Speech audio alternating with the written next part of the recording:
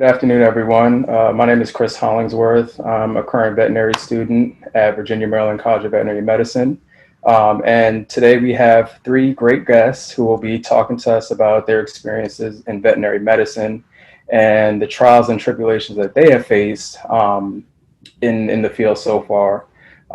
Thank you so much for dvm360 for giving us this platform to talk about our experiences as minorities in the field. And with that being said, we'll go ahead and get started. Miss Lacey Taylor, you can go ahead and tell us about your story. Sure, thanks, Chris. Hi, everyone. My name is Lacey Taylor, and I am a current third-year veterinary student at Cornell University. I'm originally from Washington, D.C., and also did my undergrad at Cornell, where I majored in animal science. As far as how I got interested in the field of veterinary medicine, I really think it has kind of two parts. Um, I spent a lot of time as a child, like having lots of surgical procedures that put me in the hospital for extended periods of time. And during that time, I was able to interact with lots of doctors and nurses and other medical personnel who really, put this idea in my mind that I was interested in the field of medicine, although I wasn't sure kind of what specifically that might look like. At the same time, as a child, I spent pretty much all of my free time watching National Geographic and Animal Planet, and that really introduced me to these concepts of conservation. So at a really young age, I always found myself drawn to animals, but never really realized that animals have doctors too. So it kind of just felt natural for me to combine those two interests. And as I learned more and more about, these ideas of conservation and One Health and public health, it inspired me to pursue a career in zoological medicine. And so for me right now, my interests are in aquatic animal medicine and also conservation. I'm specifically interested in conservation with communities. And I like to think of that as involving, local communities and people in these areas into conservation initiatives so that they're much more sustainable. And for me, that's a great way to combine my love of medicine, wildlife, but also, traveling abroad and doing lots of cultural immersion. So that's really kind of where my interests lie and how I got into the veterinary profession. Awesome. Okay, so I think we will go with Maria Camilla. Are Okay. you ready? Yep. Yep. Go ahead. So, hi everybody. My name is Maria Camila Garcia Estrella. I usually just go by Camila. I am originally from Bogota, Colombia, but I moved to the States when I was about 8 years old, and I grew up in Miami, Florida. I currently am a second year vet student at Cornell University, and my journey through vet school was really, I've always known I wanted to be a vet since I was maybe 2 years old. I remember my aunt used to tell me stories of I would just be drawn to all the animals, and I would draw animals all the time, every day, especially horses. So I originally wanted to do equine medicine. And then as I went into college and I learned more about the environment, and I was also in Girl Scouts, so I was also very exposed to camping and being outdoors. So that was always a big part of my life. So eventually that evolved into the field of conservation for me. I started learning more about One Health and public health, and so currently I'm pursuing a dual degree, DVM and PH. And similar to Lacey, I also want to go into wildlife medicine and conservation.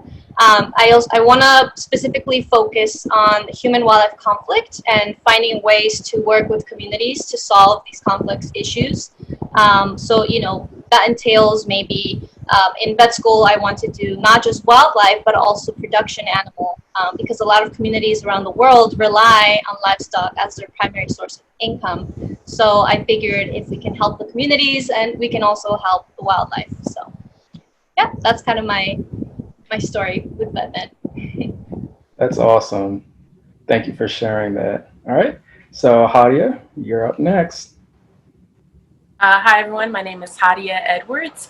I am a rising third year at Ross University School of Veterinary Medicine. Similarly to these other wonderful ladies, I also graduated from Cornell University with a degree in animal science. And also similarly to these other ladies, I also want to focus on conservation medicine and how, excuse me, my eyes watering, and how we can actually take these conservation programs and actually make them, excuse me, make them more tailored to the communities that are directly impacted by them. Oftentimes, we as westernized society, we go to these communities and say, hey, we know what's best, we know how things should be run, and we end up implementing programs that are devoid of cultural sensitivity. So that's something that I really want to focus on, and especially with my travels. I'm so sorry. Especially with my travels to certain countries like Thailand, and really getting to understand the impact of even just elephants in certain communities has really shaped my overall goal and mission in veterinary medicine. How I got started, as a kid, I just said, you know what, I want to be a veterinarian. My family was like, how did you learn that word? So it just kind of started from there. I was able to gain some small animal experience when I was in high school. And around that time, I realized, like, I don't know if I can just do cats and dogs my whole life. You know, I think I want something a little more exciting, more adventurous, maybe a little bit more dangerous. And so that's why I started getting more experience in the zoo and conservation field. Well, in stark contrast for me, I didn't have an experience when I was a child that really exposed me to veterinary medicine. And for me, I didn't have really anyone until after I graduated college. I went to Morehouse College for undergrad, who exposed me to the field. So I actually accidentally stumbled upon the veterinary medicine field. And I'm currently tracking public corporate veterinary medicine. I do want to become a pathologist, hopefully in the future, but I still have an interest in small animal medicine to a degree, mainly because I think that it's important to be present in, the community that, that I grew up in, and have some representation. And I feel that, in certain fields of veterinary medicine, you're not really able to get that kind of exposure that you need in order to help promote the field. So with that being said, what are some things that you all have gone through on your journey that has kind of made it a little bit difficult, or, was a roadblock to getting you to where you are now? I'll start off. I think one of the biggest things that you just mentioned is exposure, and not only just being able to see veterinarians growing up. That in itself depends a lot on your family, if you have pets or not, if you can afford to have a pet or not, if your family even likes animals. And then from there, it's like you find a veterinarian that you can shadow, and that's great. But a lot of times they don't look like you, and the impact that has on your visualization of your future is like, okay, well, can I actually be a vet? I don't see a lot of people that look like me. In fact, the first person of color vet that I ever saw was my first semester at vet school. And so the representation definitely was not there. And even more so for communities that don't have like strong animal relationships. And in addition to that, I think one of the big things that held me back, I shouldn't say held me back, it didn't hold me back, but one of the things that I faced were people that we call gatekeepers. Gatekeepers are people who kind of stand there at a gate and say, you can have this opportunity, you can have it, but I'm not so sure about you. And so they end up planting these seeds and these ideas in people's heads that, maybe you should do something different. There aren't very many zoo vets, so maybe you should think of something else. And I see the other ladies nodding because I'm sure they've all heard the same thing. And the danger in those gatekeepers is that they stifle dreams. And I'm thankful that the first person who told me, yeah, there aren't zoo vets, and even though you're a volunteer here at the zoo, the zoo hospital, they don't allow people to take tours. And I was really confused because as a kid, it's like, well, it's right here. Like, I really have a strong interest in this. Like, what can I do to gain more information? Who can I talk to? Like, I have no idea. And so to have someone say that and to stop me there and say, no, actually, you can't, it was weird for me.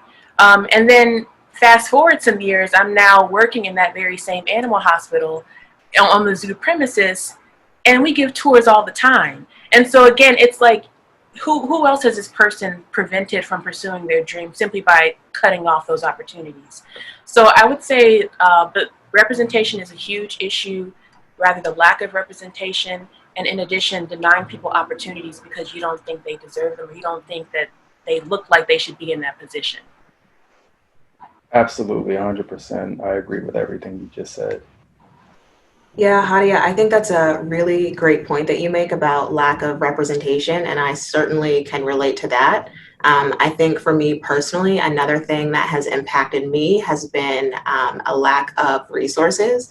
So I come from a working class family. I went to a pretty bottom tier public high school that was determined just by, my address. And that school didn't have very many AP courses, not very many STEM courses. And so I definitely think that made my undergraduate experience challenging, and subsequently gaining admission into veterinary school challenging. And so, neither of my parents went to college either. So for me, just kind of the idea of applying to an undergraduate institution was daunting, and I didn't really know where to start. So naturally, it made sense for me to kind of lean into my guidance counselors, who also unfortunately ended up not being very supportive. And part of that is because, a large number of students from my high school don't actually pursue a post-secondary education, either because they haven't been encouraged to, or they simply cannot afford it. So that was definitely a huge challenge for me. And when I got to undergrad, I felt like I was always playing catch up with my peers, right? Like, I was working 10 times as hard to not even be as good as them, or to excel academically like they were.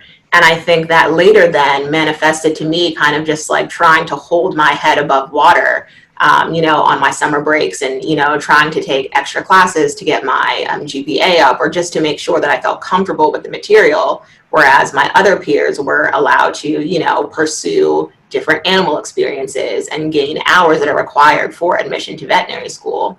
So I think lack of representation is one thing, lack of resources another thing, but also accessibility in terms of, like financial barriers for me was something that also prevented that. I mentioned earlier that I came from a working class family, and oftentimes I didn't really have the luxury of taking on an unpaid summer position or an unpaid position at my university, when there were other non-related paying jobs that I could partake in. And so I actually didn't even touch an animal in a clinical context until I graduated from Cornell. And at the same time, I was working a full-time job, studying for the GRE, trying to get animal experience, and, taking a prerequisite course that I hadn't taken. And so this kind of constant feeling of just being consistently behind my peers, kind of, at the start of the race, starting from high school. That's a really common theme. I actually spoke with a current veterinary student at Purdue, and he told me really about how he felt as though the professors at these institutions assume that you have the experience and that you have been awarded the same opportunities as your peers. And, that's not the case. Some students, like you said, haven't even really interacted with animals in a meaningful way until they get to veterinary school. And, I think a lot of the programs don't really realize this, and especially it affects a lot of students from, the inner cities, and, people who aren't financially, able to make those experiences happen, so I definitely agree with what you said, Lacey. Yeah, and I really used to think, before I got to veterinary school, that my story was just specific to me. But as you mentioned, like, this isn't just my story. Many students have the same kind of concern and the same background and the same upbringing. And it definitely can affect their performance in veterinary school, or even, you know, their ability to pursue that as an option.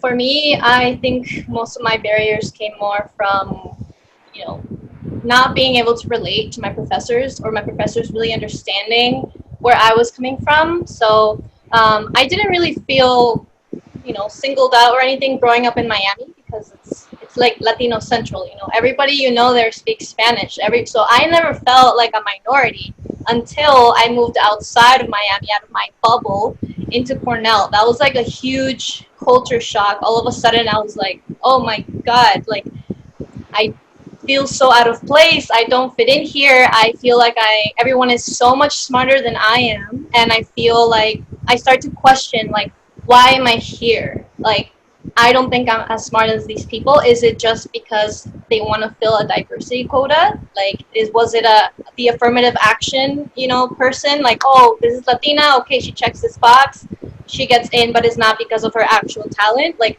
you know, it's all these little seeds of doubt start planting into your brain, and you have this horrible imposter syndrome. And you know, and then when it doesn't help when your professors are not like super supportive. Like, I had a chemistry professor once told me I was, you know, not doing great in chemistry. Honestly, most of the hard science courses were really, really rough for me, and I went to seek help because I was failing. And this professor goes up to me and she's like, look, I think you're going to fail my class. If I were you, I would just withdraw. And I think that you should reconsider your pre-vet track, because I don't think you're going to get into vet school with these grades.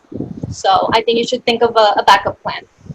And to me, that was so crushing. Like, I just ran home crying. Like, what? And that wasn't even the first person that told me that. There was other people who I looked up to, you know, silly me. Like, I'm like, oh, I want to be like you one day. But they didn't really think that I could get to where they were. So that, you know, that just does a huge number on your self-esteem and on your ability to believe in yourself and keep fighting. So, but, you know, at the end of the day, somehow we all made it here, you know, through our, like, crawling through the finish line, and we're almost there. We're going to get there, but we have to create our own path, basically, and seek out our own opportunities, because nothing is going to be, you know, handed to anybody. So, yeah, that's mostly a lot of the barriers I faced. Once in vet school already, I thought, okay, I made it into vet school. Like, this is great.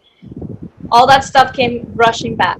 All the imposter syndrome. Again, am I just a token minority? Am I just filling a quota because I'm not doing well in my classes? This is like super embarrassing to admit, but I was actually on academic probation for my entire first year. So that was horrible, like just the mental health issues. And I didn't have anybody that reached out to me really to check in on me. I had to be the one to advocate for myself and talk to my professors and meet with them and tell them, like, help me. And I was the one that seeked out, to get tested for learning disability. I never thought that was possible because I had a financial constraint. I didn't think that, and also it's not a thing in my culture to really seek help for mental health, like mental illness. So I didn't ever think of that. I just thought that I wasn't working hard enough, and I kept beating myself up for being lazy or whatever. But once I actually got tested, it turned out I have ADHD. So if I had known this long ago, I could have been doing so much better. But no one told me, no one helped me realize that that was an issue. So that was like a big thing. Thankfully, I was able to get help. I was able to get accommodations. But that all happened because I advocated for myself, not because anybody was really looking out for me in that way. At least it didn't feel that way. So now I'm doing better, thankfully. But yeah, those are a lot of the barriers. And then just not seeing someone that looks like you that you can go up to, and they understand your struggles, and they understand why you have lower grades, and they understand your background, like, oh, I didn't, and why you don't have as much experience because you had to spend more time either working another job or studying more to understand something that other people, they were given the tools earlier on. So again, goes back to that idea that you guys were saying earlier, playing catch up all the time and not feeling good enough. So yeah, those are some of my struggles. I just want Well, yeah. Go ahead. I just want to reaffirm to everyone, like, it's not a lack of ability. That's not, even though we've all had academic struggles, it's not at all a lack of ability or that, certain students. I mean, yeah, there's a hierarchy of students who can do well and who don't, but that's not necessarily the case, right? There are so many other confounding factors, and I think the thing that stands out is that your worth is not reaffirmed. As a student of color, you don't see people who look like you who are teaching the classes, and so it's like there's no positive feedback, if you will, on your those negative thoughts. And for other students, they have that, whether they realize it or not. They have that extra support, the extra knowledge of certain resources that, like Lacey, you didn't even know existed. And for me, coming from a background as a first generation college graduate, I also didn't know. I mean, my mom, she did the best that she could. And it's like she didn't know all the answers. That means I didn't know all the answers. And so I kind of had to figure them out myself, not to mention all the other stressors that come with family and, different financial responsibilities. So there are so many confounding things that really affect just your everyday thinking and processing and, while trying to be a full-time student. So again, it's not about ability. It's about all these other things, invisible things that people can't see. And when you have professors or instructors or just other people who don't see those invisible things, then it's just like, well, what's wrong with you? How come you're not smart enough? And that's kind of the mentality that a lot of people take on, and that's inaccurate. Another thing I would add to that is when you mention like having faculty that look like you, like even when you do find those, I personally, at least, I have found a lot of them are actually international faculty. So they didn't even grow up in the US. They grew up in, their country of origin, and they're coming here to work and teach. So it's different because even though, like, say I might find a professor who's also Colombian, but he didn't grow up here, he didn't learn, he wasn't raised in this country. So his experience is entirely different from mine. I'm constantly in this limbo between two cultures, right? Like I'm not American enough, but I'm also not Colombian enough. I'm part of this third culture. We call them the third culture kids, and you don't fit in either. So it's just hard to even find someone who's, first generation American, who like looks like you, went through school, like same process, came from low income background. Like it doesn't really happen. It's hard, Yeah, Absolutely. and just to kind of echo those sentiments, something that I always think about. So at Cornell, I'm a student ambassador. And part of the reason why I do that is because, I was always taught when you achieve something, you reach back and you pull other people forward with you. And so just knowing how hard my struggle was with getting into veterinary school, that's something that I'm very passionate about. And every single time, a student of color is at one of our information sessions, the first thing they do is join my tour group. And every single time, the first question they ask is, so what is it really like to be here as a student of color? And I look back on my time and when I was applying to veterinary school, and I did that exact same thing. At every school that I went to, I found someone that looked like me to really understand, the numbers are here, but what are these institutions doing to make sure that, we're being heard, that we're seen as equal, to make sure that we have the specific resources that we need. So I feel like both Camila and Hadia kind of hit on that point of needing someone to look like you and needing someone to come from a similar background as you so they can understand, why the way you are, why you are the way you are, why you're thinking the way you are, and what needs you have that need to be met. I agree. I think that for me, I had a unique background because I went to an HBCU, and it was an all-male college in the heart of Atlanta, Georgia. And I went to school, and we went to class every single day with people that looked just like me, and my professors looked like me.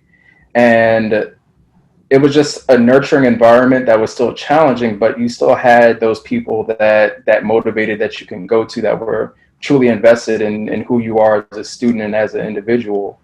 And to go from that to where I am now in a position where I was the only Black man in my class, and we're in the single digits when it comes to African American women.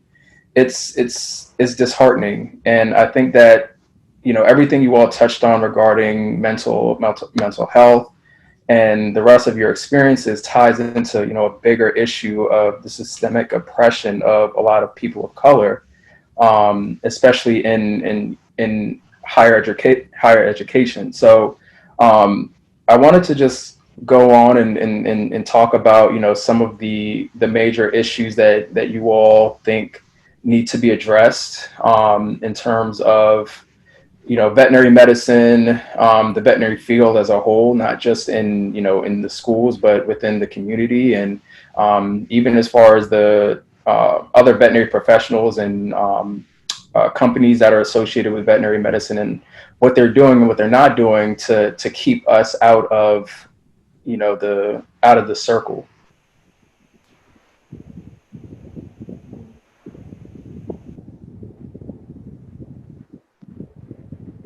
Well, I think I would say, at least from the looking at the academic level, like the people who are entering vet school, I think there's still a lack of training on diversity. And like, you know, some people are, you know, like we know this is a predominantly white field, right? And a lot of the people who come here who are white, maybe they come from places where there's not a lot of people of color. So maybe vet school might even be the first time they have to interact with people that are different than them.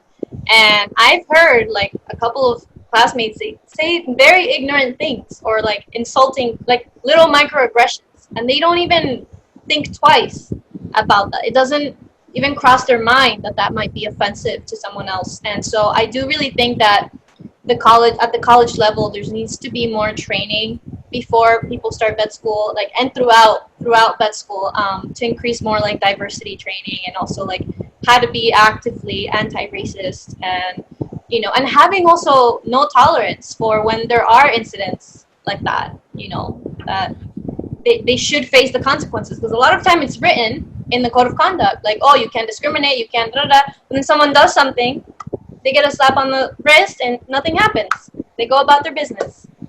So I think there needs to be more accountability. I think there needs to be more training, exposure. We need to talk about these things. They're uncomfortable. They make people feel a certain type of way. But if you don't talk about them, then the problem never goes away. So. Yeah, Camila, you raise a really, really great point, specifically about the uncomfortable conversations. I think, you know, a lot of universities and facilities, and not just veterinary schools, you know, implement some sort of module and kind of call it a day. But in order to, you know, really see change, uncomfortable conversation needs to happen. And people that aren't experiencing those things outright need to be involved in those conversations to kind of understand and see what's going on. I think your idea of, you know, training against racial bias and microaggressions and things like that is really important, and that should also be extended to faculty and administration as well, and not just incoming students. And that, you know, if this is going to be something that's incorporated into the curriculum, it needs to be something that's required for everyone, not just some sort of, you know, distribution course that you check off your list to fulfill some sort of credit and then never really revisit those concepts again. So I think, you know, repetition is going to be key. This is something that you need to introduce to these students first year, and in subsequent years, you know, teach them how to use these tools, and even, you know, the clinical setting when they're in clinics. Another idea that I've been thinking of, or kind of something that I've been seeing, is that lots of universities like to say, you know, diversity and inclusion is something that's important to us, but then, you know, some sort of that role and the person who's overseeing those initiatives, that happens to be part of someone's job, not someone's entire job, right? How can someone commit to really seeing those actions through and making sure, you know, these initiatives are undertaken if it's part of their other job? So I think if there was a way for universities, specifically veterinary institutions, to hire some sort of engagement director whose sole purpose was that, with adequate funding, I think we would be headed in the right direction. Yeah, something that I've seen is like sometimes in administration, if there's like one person of color, like all of these issues just get dumped on that one person, as if they're able to speak for all of the minority groups, you know, and like that's really unfair. That's like a burden that they shouldn't have to like bear by themselves, especially if they're not necessarily trained in it, or they don't have the knowledge of all of these other minority groups. Like, why is it that one person that's like, oh, that's their go-to like person of color, here, you handle this, instead of everyone taking ownership and accountability of it. Yeah. Yeah, just because you're a person of color does not make you an expert on combating racism and tackling diversity and inclusion. And I think that we have to definitely get that idea out of our heads. Currently, I serve as the co-president of the Voice chapter. Voice, as you all probably know, is veterinarians as one inclusive community for empowerment. So it's the overarching club that supports diversity and inclusion within the profession on a student level. And currently I'm the co-president of the Ross chapter, and also now officially the vice president of the national chapter. And one of the things that we have been discussing is like, what is diversity? It's not just racial diversity. You have socioeconomic diversity, gender orientation, you have you know, if you have a family or not, if you're a single parent in vet school, if you're first generation or not. And the term diversity is so broad, and it's not, shouldn't just be reduced to race. And in order to really make that kind of change, it has to be tackled full on and to be prioritized. I think a lot of what we're seeing is that a lot of people are actually prioritizing this issue now more than ever, because it's kind of in your face and you kind of have to. But again, that it took that prioritizing of this issue for actual conversations to take place. So I think that, again, prioritizing is important.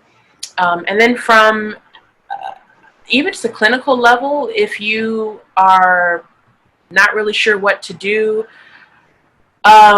it's tough, right? It's tough because, you know, maybe you've done a lot of reading recently and you're like, okay, like I want to be anti-racist, but what does that really mean? What does that really look like in the profession? It can be simple things. It could be you could be the person that calls out comments that are made, microaggressions. You know, oh, my dog doesn't like black people. You know, like, okay, well, this is your vet, and this is who's going to be treating your dog. I mean, there are different ways to go about that, and I think a lot of times a lot of these kind of comments go unchecked, and I think it really requires people to do that, and it shouldn't fall on the person who the comment is relating to call it out. So if you want to be supportive, take up that initiative, bring up those difficult conversations. Ask your colleagues, you know, if you are directing an animal hospital, hi, like, we want to hear from you. What have you dealt with that we don't know about? How can we combat that? You know, we need to also think of ways we can do it ourselves. If we don't know the issue, then how are we going to actually make changes? So again, it's okay to have those difficult conversations, and it's going to require you to have those difficult conversations. And then on university and academic level, if you are new to trying to combat diversity and try to bring things up, it takes perseverance. You can't just write a letter and say, hey, you know, we did it. We said we want to have, you know, a safe space for students of color on campus. Like, we did it. Yeah, great for us. No, it's not enough. And if they say no, you can't just say, oh man, like I tried. No, you have to keep writing more letters, keep talking to more people, keep bringing up these difficult conversations. Because the thing is, your colleagues of color, and also just your other diverse colleagues, have to deal with this 24/7. We can't just switch off like, oh, I'm done facing racial injustice for today. Like, I'm going to go home and sleep. Like, it doesn't stop. And so you really have to, if you really truly want to make a difference, it has to be constant. It has to be full force. And it's going to be exhausting. I can tell you firsthand, it's going to be disheartening. It's going to be just uncomfortable. But again, if that's what you really want to do, then be about it and actually do it. Yeah, and like what you were saying, it's not something you can just do one day and then, okay, off my to-do list. Like, it's all done. It's if you want to actually commit to be anti-racist, to be more inclusive of everybody, that's something that's a lifelong thing. Like, it's a lifelong commitment to actually be there and be a true ally to people of color, you know, or people from other minority groups. You have to do that every day, not just when it's convenient, not just when it's, you know, for show. Because a lot of times you see it on social media. It's like performative, you know, people are like, yeah, Black Lives Matter, woo, and then an incident happens to someone they know and they stay quiet. Oh, not my problem, you know. So it's you want to stray away from that. If you want to actually be an ally and like actually help the situation, you have to keep pushing every day, not just when it's convenient for you or, you know, cool to do it. I think allyship. Go ahead. I would also encourage universities to do that as well. Yeah, we mentioned not lifelong, but career-long training or educational long training within being to be more sensitive of these issues. And like Lacey was saying, a lot of times it's like, okay, it's a 1 week course or one session, 1 hour session. Like, this is what we're going to talk about, and then it's like, all right, cool, we did it, yay for us. But again, it requires repetition because it requires just bringing it up constantly, but also advancing just having the discussion about it and actually implementing it. Okay, you know, a lot of universities have case study based classes. All right, we have a hit by car, you know, this, and this. Tell me how we're going to treat it. It's like, okay, cool. Here's the list of differentials, or not differentials, but treatment options. And then it's like, the next question should be, all right, now the owner actually only has $500. What can you do? It's like, okay, well, now we can't do this test, we can't do this, maybe we only have enough for one set of x-rays. I mean, those are the kind of problem solving that you have to actually consider and that you're actually going to be faced with in the profession, because not everyone is on an equal playing field. Not everyone has the resources financially or to take care of certain things. Or even if it's something religious, like, you know, I don't believe in abortion. I'm not going to get into that. I don't believe in contraceptives, so I don't want my dog spayed. I don't want certain things to happen to my dog because it's against my lifestyle.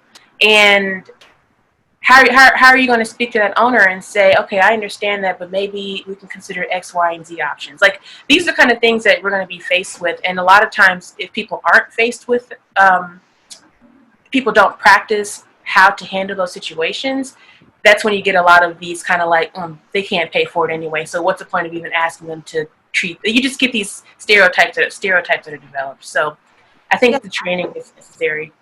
And I feel like even, you know, many universities already have the infrastructure to put that in place. For example, lots of universities have communication courses where, you know, an exercise on dealing with financial constraints or dealing with someone who doesn't look like you or understand things the way you do is something that is possible to implement. So, you know, in a lot of cases, there's really not a need to reinvent the wheel. Everything we need is kind of right there in-house. Agreed. I think that when it comes to moving forward, I think allyship is very important. And I recently spoke to someone who was a graduate of a vet school in Canada. I won't say the name of it, but she disclosed to me that, you know, growing up, she was raised a certain way and it was rooted in ignorance. But as she got older, she came out of it and she started to realize that, you know, what she was taught was wrong. And, you know, I know we talk about reforming people and teaching them, and you know, sometimes I really do think that a lot of people are past the teachable stage, and you know, there just has to be things in place to just remove them from these spaces when they're causing harm to, you know, people of color and minorities, especially, you know, the older crowd that's in the veterinary field that have been rooted in essentially stuck in their ways. You know, I really don't think that, you know, there's going to be enough racial sensitivity training that's going to change their minds. And, you know, we just have to start looking at really, you know, tangible items that we can, you know, or actions that we can do to remove them out of that space. Because, you know, like Camilla said, you know, it should be zero tolerance for a lot of these things. And there's no veterinary school that can really sit here and say to us that, you know what, you know, yes, you know, this professor or this student said something racist, but we can, it's fine. They can stay in the program, because what happens is that down the line, you graduate a student who has these ignorant mindsets, and further down in the, further on, they're gonna move into someone's veterinary college and sit on their board of admissions, and they're gonna take that same attitude and then influence the decisions against people of color and minorities, for even more generations. So, we have to get to a point where we can say, hey, you know what, we're not going to allow people who partake in these kinds of things to remain in our institutions. And I feel like there's absolutely nothing wrong with doing that. So I have a couple of interesting facts from the American Association of Veterinary Medical Colleges, and statistics that they had came up with, because the goal of this is to bring awareness to the lack of diversity. And, by the end of this, you want to have something to kind of address how we can move forward with increasing diversity and making sure that there is a safe space for minorities at these colleges. So, according to the American Association for Veterinary Medical Colleges, the colleges were about 71.1% white, 11.1% Latino or Hispanic, and 2.8% African American and Black. And when you look at a school like Tuskegee that has over 70% African American students, I think that we can take what they're doing and use that as a template for a lot of these other a lot of the other PWIs, or predominantly white institutions, where they channel and they look for African American students earlier on. And my experience, I didn't have, experience with veterinary medicine, like I said, until after school. And I think that if I was able to get some kind of person from one of these schools reach out to me earlier on in life, like, hey, this is a career option for you, I think that would help increase the amount of African Americans and Hispanics and Latinos in these programs. So I think that's something that we can look at and really target the expansion of the people that they're reaching out and trying to talk to. So, do you all have any other ideas on what we can actually do that can be implemented and actually be something that we can hang our hat on, and not something that's like performative? I think that we should have more like scholarships available for minority students to be able to go and have like, summer college at a vet school. Lacey knows she's going to be teaching a course like that. Like having more scholarships for these students who are in high school, and to get the opportunity to be exposed to the veterinary field earlier on. Another idea is, I think, even the VEMCAS itself, like, it's so expensive to apply to all these schools. There should be a waiver of some sort if you have a certain, financial constraint, like they do with a lot of, like with FAFSA or some other schools, like they give you a waiver, so you don't have to pay that crazy amount of money. Like that should be a thing for VEMCAS, for the students who can't travel to visit the school. That's such a huge barrier too. Like if I can't go see the place that I might get in, how am I gonna want to go there? Like Cornell is in the middle of nowhere in New York. It's cold as heck. It's very white, so it's like, of course there's not a lot of minority people. And it's really expensive to even get there. Like, it's just in the middle of nowhere. So how are we going to get these students even there in the first place? So there needs to be, like, systems in place that will provide them those opportunities to get there, to see the school, to be exposed to the faculty, to the community. Like, how can we, that's, I think, one thing that really sticks out in my mind that we should be doing more of.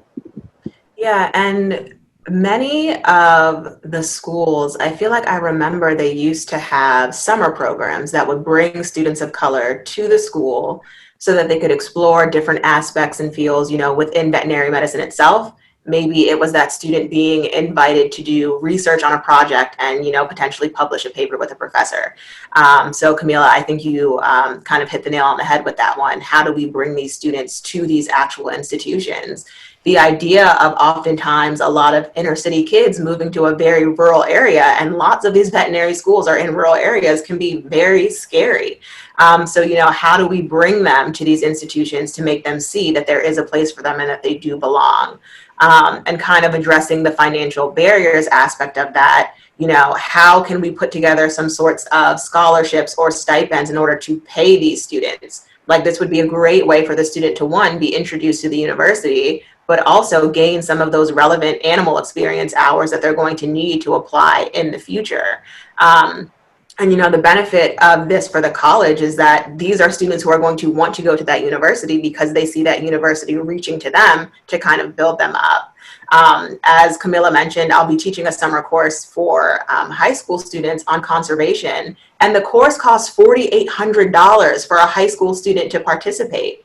And I feel like I couldn't even in good faith, promote this to students from my high school, because I know me back then, there was no way I could have afforded that. So financial barriers, developing scholarships, maybe developing stipends, I think is something that would really be beneficial to these students.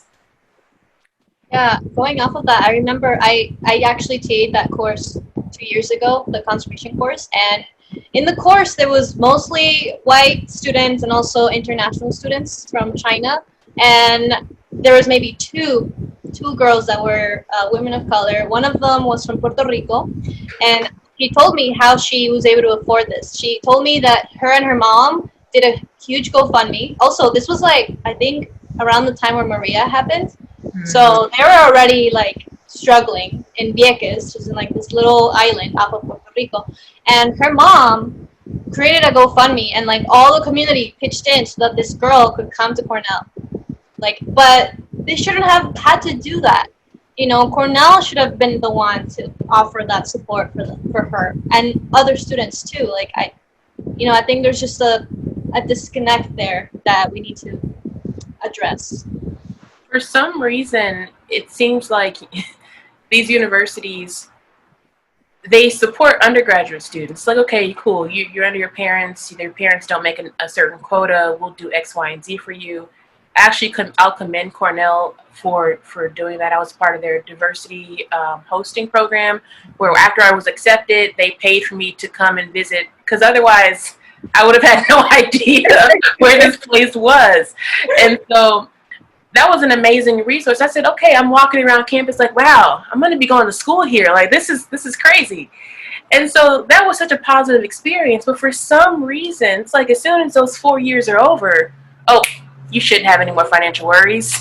You have a bachelor's degree. Like, I don't understand where that goes. And hundreds of thousands of dollars in debt. Exactly. And I don't understand where that idea comes from, that you should be self-sufficient when you've been in school for the last 4 years. And even if you've worked, you're paying off loans, you still have these familial obligations. So there isn't some kind of magic button that happens, all of a sudden you're financially stable as soon as you get, a bachelor's degree behind your name or under your belt. And so that's one thing that I just think it just doesn't make sense to me why that's the idea. Like Camila said, we have waivers for Common App, but not for VMCAS. I had to reach out to a lot of family members just to apply to vet school. Like, had to come up with a really intense budget, and I'm really thankful that I was able to do it. Don't get me started on the supplemental the supplemental fees as well. But it's like, wow, this is money that I really wasn't expecting to have to pay just to apply to be a student. Yeah, and it's like, imagine how many people universities turn away, or how much talent goes unnoticed simply because they cannot afford to pay an application fee or a supplemental application fee. I feel like that, to me, is just very heartbreaking and shouldn't be the case. And these are the types of things that we need to be looking at. I don't know if that's reform in the VMCAS application itself. I don't know if that's reform, from individual universities in terms of kind of what things they are requiring. For example, they could put some sort of diversity initiative requirement onto their university that says, you know what, this is a school that really prioritizes diversity and inclusion, and we want our students to realize the importance of that before they get to this institution. So there are so many things that, individual institutions can do if there isn't a way to kind of combat that on a structural level. And even just to support that, I mean, there's evidence, research that has been done that students of color, especially particularly Black students, graduate undergrad and enter into graduate school programs with the most debt of any other racial group. So it's like the evidence is there that there's already financial burden for whatever reason it is. And it's like, why is there an expectation, or why is that overlooked just because you want to continue your education? It doesn't make sense to me.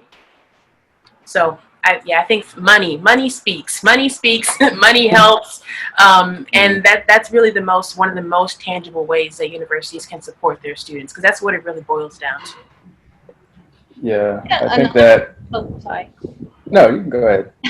I was just gonna say, like, for students who do like externships or internships in their fourth year, like, you know, if they want to go somewhere else, especially for like us, we're interested in wildlife. A lot of those are unpaid, and you have to find your own way to get there, and they don't give you anything, barely a stipend sometimes.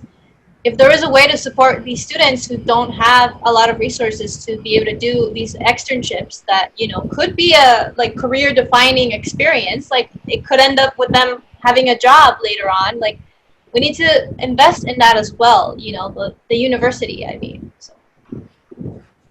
Yeah, I agree with, you all raise, a lot of good points. And I think that these are all things that can and should be implemented. I mean, I'm not saying that, a lot of these schools have all the money in the world, but I think that if diversity and inclusivity if those are something that are really important to these institutions, they'll find a way. So we have, a couple minutes left, in our discussion. And, I just wanted to touch on something for me that I want to see is that, there are medical or veterinary schools that have pipeline programs with, surrounding schools that help to increase the amount of diversity into their programs, but also keep local students in their vet schools or recruit local students. And currently, there's only about 17 or so pre-veterinary programs at historically Black colleges around the United States. And what I would like to see is, all of these veterinary colleges reach out to at least one or two and say, hey, we're looking for, minority students and we want to support them. There was a shocking statistic. I can't remember the exact percentage, but of the students who were on some kind of pre-veterinary track at, I believe it was North Carolina State. Or no, it wasn't at North Carolina State. I can't remember the HBCU, but of those students, only about 10% wanted to actually pursue a degree in veterinary medicine, even though they were in the pre-veterinary track. So how do I want to be able to see that change, because, there's students who are interested in the field, they have the interest, but there's something that's preventing them from taking it to the next step and wanting to pursue that. So, I think that, everything that you all said are actionable things. And I think that, it's up to us to really hold our respective institutions accountable and make sure they follow through with, the things that they say they're going to do, ask for audits of, previous admission cycles to see, okay, who are you all really, letting in, and, who are you rejecting, what are the basis, if that's something that they can provide.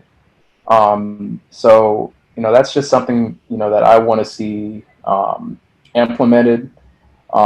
There's so many things that can be put into place. But, for me, that's just something that I would like to see. But I'll leave the floor open for you all if you all have any other, pressing issues or, things that you just want to talk about, or things that you want to see.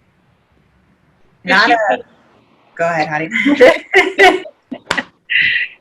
Earlier, you mentioned how Tuskegee graduates 70% of the Black veterinarians, and if other schools model their systems after Tuskegee, that they may be able to access a more diverse applicant pool. And I just want to point something out too. A lot of schools who are kind of at the forefront of diversity you know, maybe they have a large student population of diverse students, and that's great, but it's also, there's the inclusion part that I think often gets overlooked. You can bring in all these new, bright, young, you know, different background kind of faces, but if they're not being supported and made to feel like they're included in the space, then you've only done 50% of the job. Like, it doesn't just stop by just getting them there.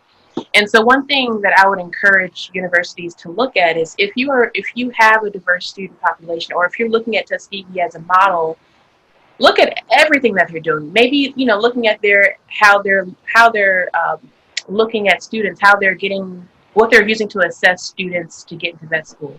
That's one aspect of it. But also, how are they supporting their students once they get there?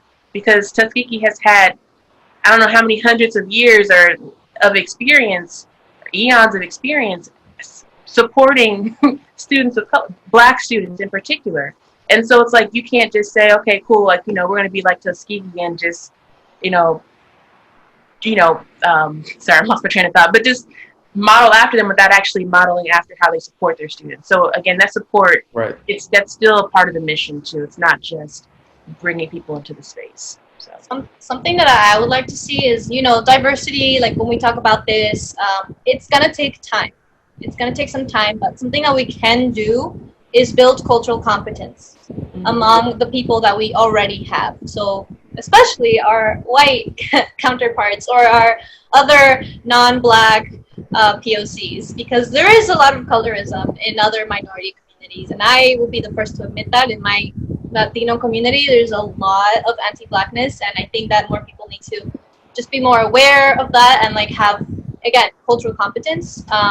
Going off of that as well, I would like to see more initiatives to include, you know, like we were talking about earlier in the curriculum, different, when we have practice with actors or like clients that we're going to be interviewing, having actors of color interpret these roles of these clients that we might encounter. So for example, for my community, you might find someone who doesn't speak English.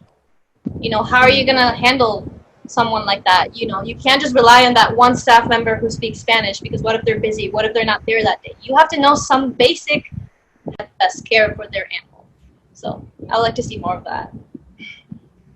Cultural competence. I think I was just gonna I was on the same train of thought that Hadia was on. Like, we have the diversity, right? Like, we have these students of color in the universities. We need to emphasize the inclusion and engagement and make sure that these students are supported. So I think you both really, really kind of tackled that. Awesome. Well, thank you all so much for, you know, taking the time out your days to, you know, come on here and speak your minds. And I hope that this brings our experiences to the forefront. You know, these are uncomfortable conversations for some people, but we're living it. So, you know, it's harder to live these experiences that we're going through than it is to hear about it. You know, so I think that people should understand that, you know, it's not as bad to, you know, sit down and actually hear us out, because what we are experiencing is real. And I hope that this opens up a conversation and continues to push our field in a positive direction. So this is definitely, you know, not the beginning. You know, we've been going through this for a while, but, you know, I think that we still have a lot of work left to do. But, you know, I just wanted to say thank you all for coming on and sharing your thoughts. So you can find me on social media. I'm on Instagram at chris.vetmed. And I look forward to reaching out and, you know, having a discussion and talking to, you know, a lot of other people in our field. Well, thank you, Chris, for having us. You guys can reach me on Instagram at camila.explores.vet.school. Camila Explores Vet School with all the dots. Yeah, just thank you again, dvm360, and also Chris for moderating this discussion. And thank you, Lacey and Camila, as well. You can find me on Instagram at Black Vet Harpist, like the instrument harpist. Yes. So much enunciation. Black vet harpist. That's me. And yeah, I'm also open to having more discussions, and I think it's an important thing to kind of keep in the loop and not let this conversation die down because it's not popular right now. So. Yeah, like everyone kind of already said, thanks, Chris, for, inviting us all to speak. Thank you, Fetch dvm360, for, giving us this space to have this discussion. And if anyone wants to ask me any questions or engage, have discussion, my Instagram handle is @road2dvm. Okay, great. And then one last thing. So if you all are truly interested in keeping up to date with a lot of the minority veterinarians and veterinary professionals, please follow Black DVM Network on social media. It's a great resource if you're looking to reach out and connect with other Black veterinarians and veterinary professionals, students, technicians, assistants, and people just that are interested in veterinary medicine. So look out for them. Mm-hmm. I would add, sorry to interject there, but for Latinos who might be watching this, we also have the Latinx Veterinary Medical Association, so you can also follow them at Latinx Vet. And there's also an Asian affinity group, so Asians in Vet Med, if you all want to follow that group as well. And of course, there's also the Multicultural Veterinary Medical Association, or the MCVMA. They have a very active Facebook page if you want to learn how to be more engaged as well.